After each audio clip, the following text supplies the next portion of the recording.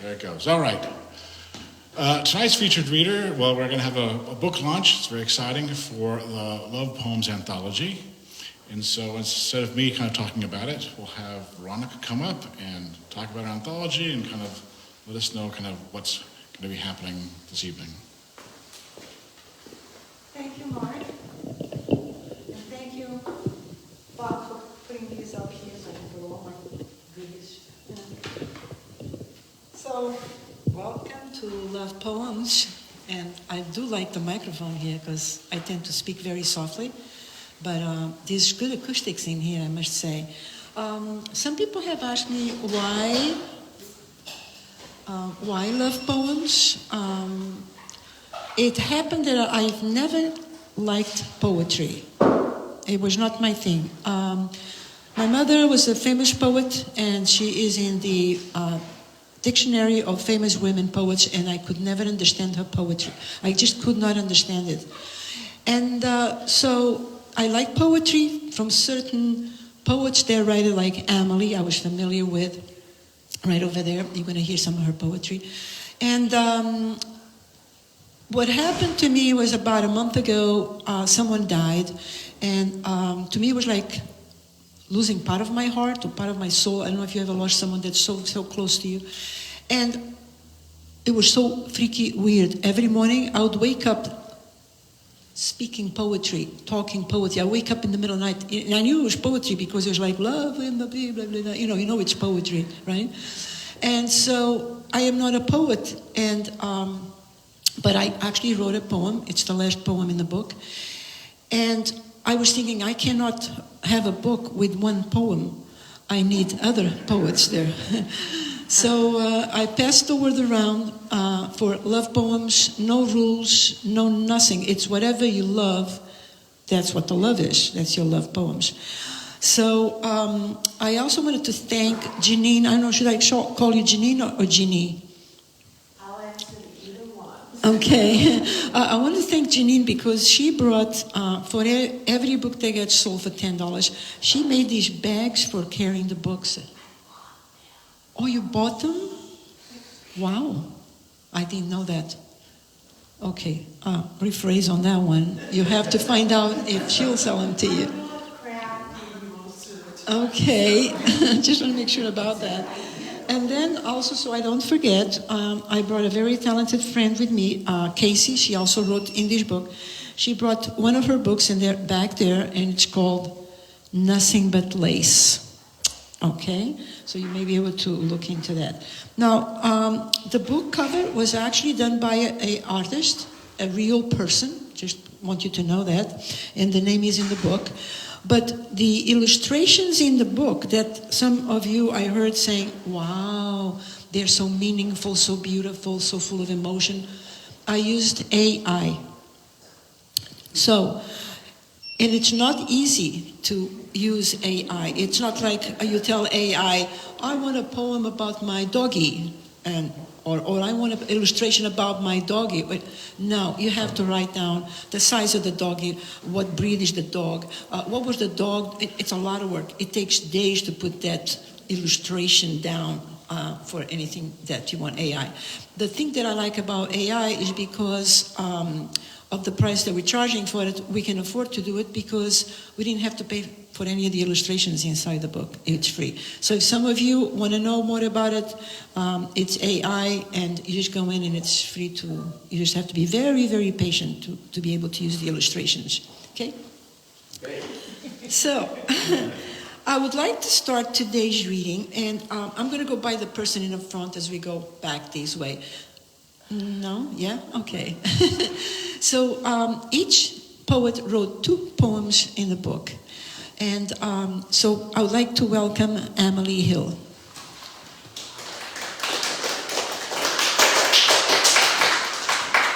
You can leave it there. You'll be back.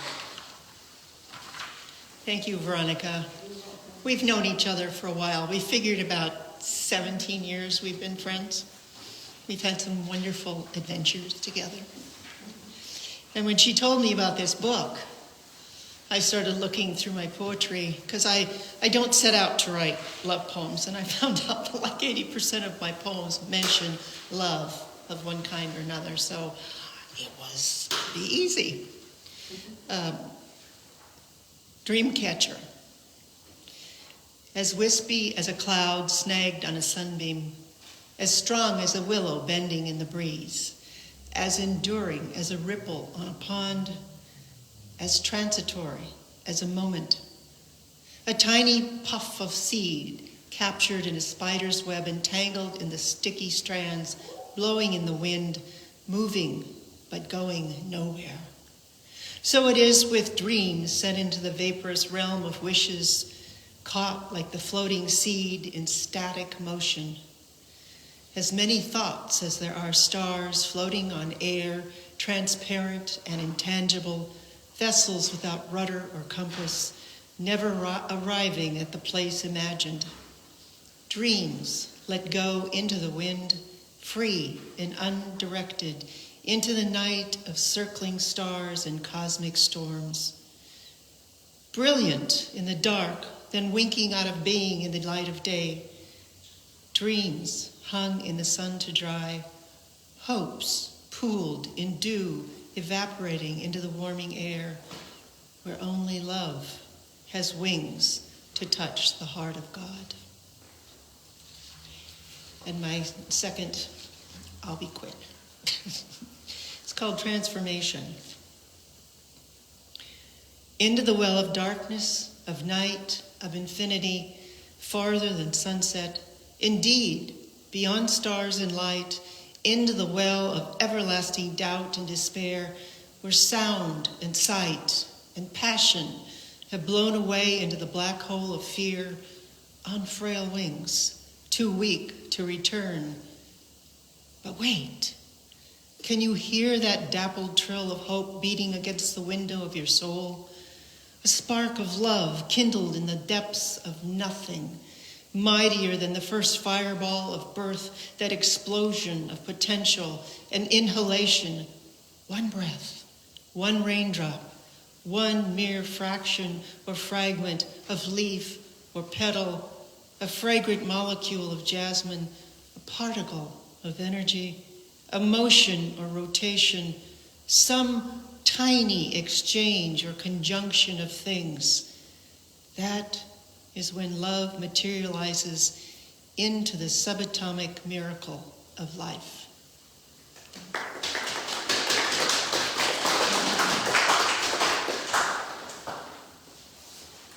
Wow. Thank you, Emily. So next we have Casey Glower.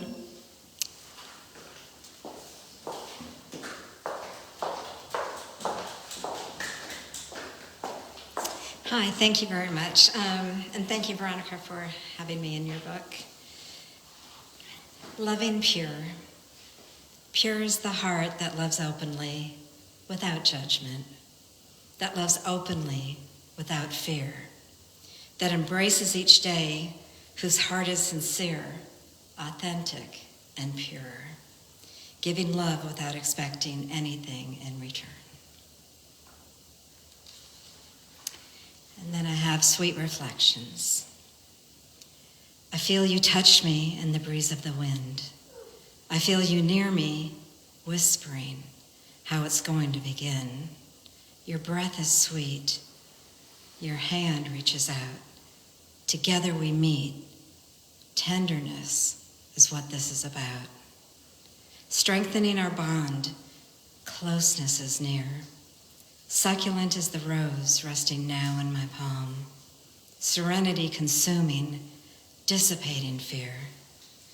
This night now blooming upon dreams in twilight coming to life, illuminating reflections in the moonlight. Thank you very much.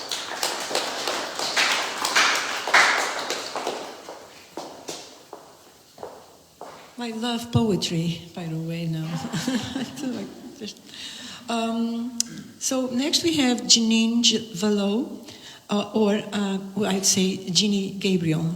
In the book, it's Jeannie Gabriel, but it's Janine Valo, okay? Come on.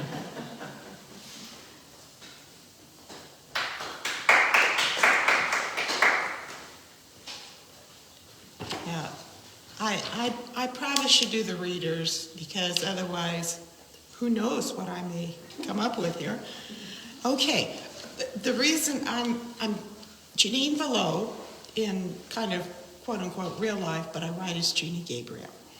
And kind of an interesting, and I'll try to be really quick, though I've got 23 published novels and novellas, the 2 poems included in this collection are my first published poems. And so I'm really very humbled because I know there are people like Anne Lee, I heard, and others who have so many poems. And so it is very humbling, and quite an honor. So thank you. And thank you to Veronica for including my work. And when she first mentioned it, I was kind of chuckled to myself, and I'm going, I don't write poetry much, kind of like you. It's like, oh, can I do this? And then I just kind of thought about it, and it just came. And it's really amazing. It's amazing. Again, very grateful for the gift. So, my first poem that is in the book is called Elusive Love. And this kind of, I'm a bit of a cynic when it comes to romantic love, so that kind of comes through here. But love, elusive, dancing just out of reach, teasing, taunting, at times feeling bold, then turning shy and disappearing like the mist in an early summer sun, only to reappear at the end of the day, peeking from behind flowers, cascading over a fading trellis. Is it too late? Am I too old? Can I catch just another glimpse of when I was young and in love? When I had hope and visions of tomorrow? Or will love always be another fleeting memory of what might have been? And then I thought, okay, that's kind of a downer. So let's kind of put a little more of a positive spin. And so I started with my love of animals, which is really easy. So the title of this poem is Love Can Be Easy. And so, love is easy with a puppy or baby chicks, even with an old horse and his donkey sidekick. But humans can be fickle, can betray, and be cruel. Sorry. It's not so easy to love a human when your heart has been broken and your life torn apart. Loving a human takes courage and patience, and perhaps a dose of delusion that two can actually live as one, that dreams can survive reality. And when we are old, we can look back at our youth and be grateful for the hand we still hold and the heart that still quickens when our love enters the room. Love can be easy when the arguments are forgotten and only misty memories of happy times remain. Love can be easy. Thank you all so much, and I am so enjoying this event and listening to other poets, so I appreciate all of you. Thank you. So next we have Alexander Mason.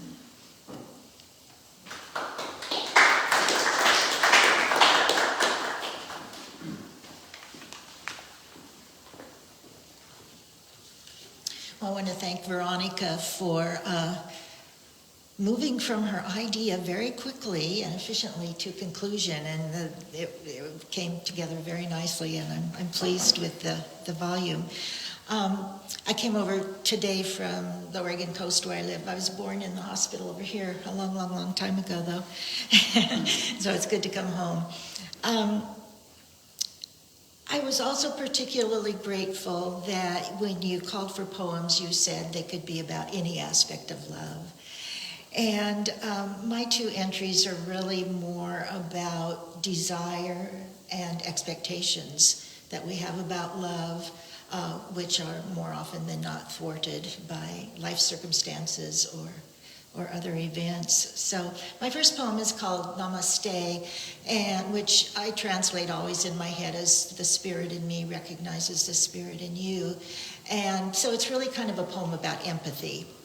This actually happened early in my life, when I was about 20, sometimes, and I don't know what to call it, which is kind of why I needed to write the poem, this feeling would come over me, and it wasn't really angst, and it wasn't really ennui, and it wasn't really, malaise. I mean, it's hard to find just the right word for it, but it was kind of an overwhelming sadness about the world in general, and I would start crying. And my husband at the time would say, "Why are you crying?" And I would say, "I don't know." And so this poem is an attempt to try to put my finger on that. And because it's kind of an archetypal feeling, it reminded me of a very old poem that kind of stuck in the back of my brain, and you may have remembered it from your own early days of studying literature or something like that. And it's Lord Randall, "Oh, where have you been, Lord Randall, my son?" And that rhythm just kind of seemed appropriate for this poem, so that's what I used. He was also world-weary in his poem. So this is Namaste. Why do you cry, my love, my dear? For the world is a bleak and a lonely place. I weep for all those who are silent and sad. Why do you cry, my darling, my dear?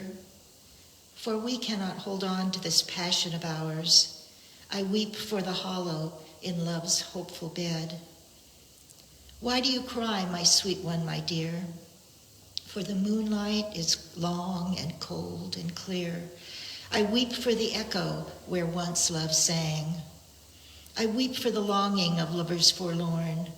I weep for the doom within every caress, for my heart's weary worn, and you ask me no more. So that was my sadness. So the second one also came out of actual experience in life, and nothing is really sadder, I think, than the separation of lovers through death. And of course, this is what Veronica was inspired by also. And so this would probably speak to any of you who might have been caregivers watching someone die, and the feeling of separation that gets more and more intense. And so this one is called We All Die Alone. Must it come to this, you, my love, dozing with breaths that exhale more soul than they keep in? Dozing, always dozing. Poets call sleep the picture of death. Elephants know their time, they say. Abandon the herd, mountain of robust flesh shrinking to gray ash and a crooked bone, later caressed by loving trunks. Instead, like a worker bee, I want to tend to you now. Know that you thrive in your comb cell, feed you rare royal jelly for a humming life, sixfold. Like musky cats, I want to spoon with you in humid mutuality, lick you sound and comfort your pain with rhythmic vibrations, turn unwilled nocturnal moans to omic purrs, our duet tuned to the Milky Way. Thank you.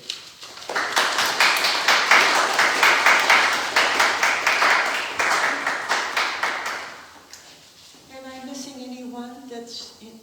Hi. I'm Mary. Oh, come on up. Please do. Never too late.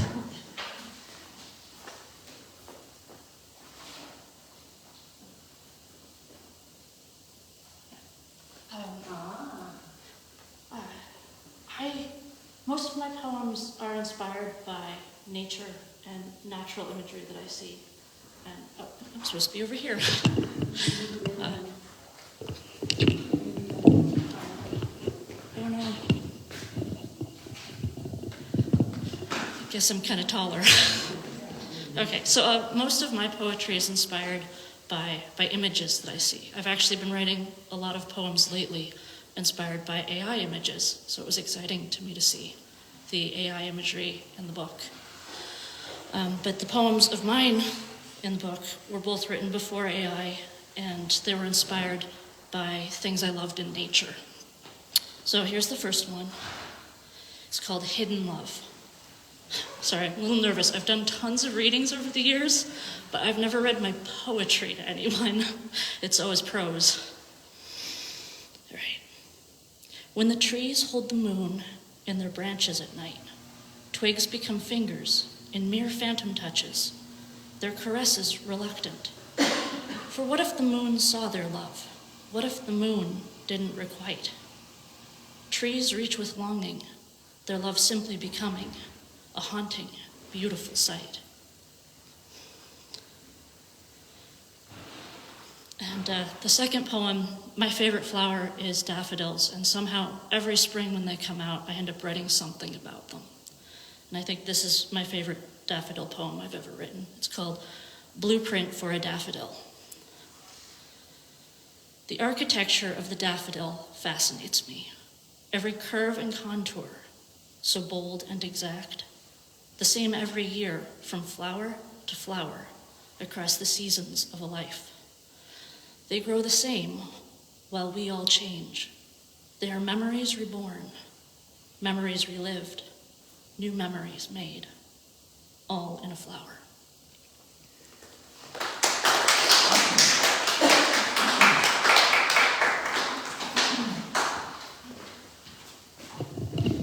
I'm the short one. Thank you.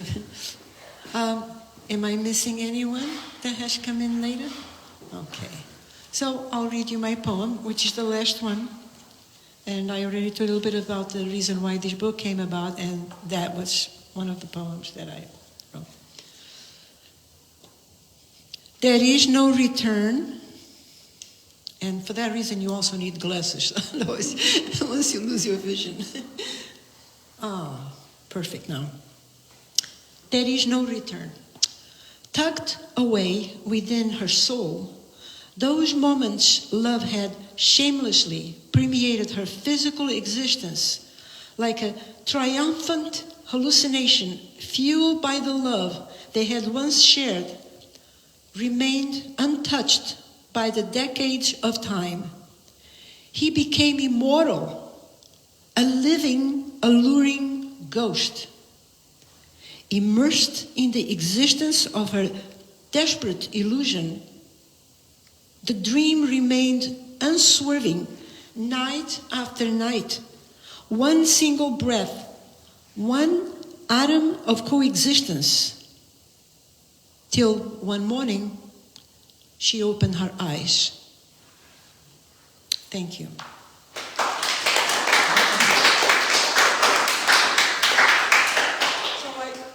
I'd like to thank Mark and Emily, because Emily knew about this happening, and so she connected with Mark, and Mark connected with me, and then connected with Janine, who brought all these delicious things back there. If you sign your name, you may win a basket of flower, a plant that she brought in, and some pencils. And the books are still for sale, $10 each, and I owe you 2 books. Okay? And just enjoy the evening. Emily and I will buy a book for anybody that wants one. Okay? Thank you. Okay?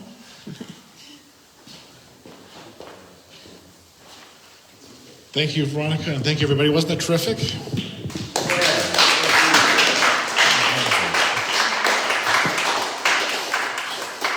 So, yeah, on the back table, we have some books, a couple different books, and some snacks and some wine. So eat the snacks and drink the wine and buy the books. We have 2 sign-up sheets in the back, in the way back next to the sink. And so one's for the open mic and one's for the mailing list. So if you want to read at the open mic, even if you've already read and you brought something else maybe, you can sign up and do that. If you want to be on the mailing list, sign up on the mailing list. And then we'll take a break and come back afterwards for the open mic.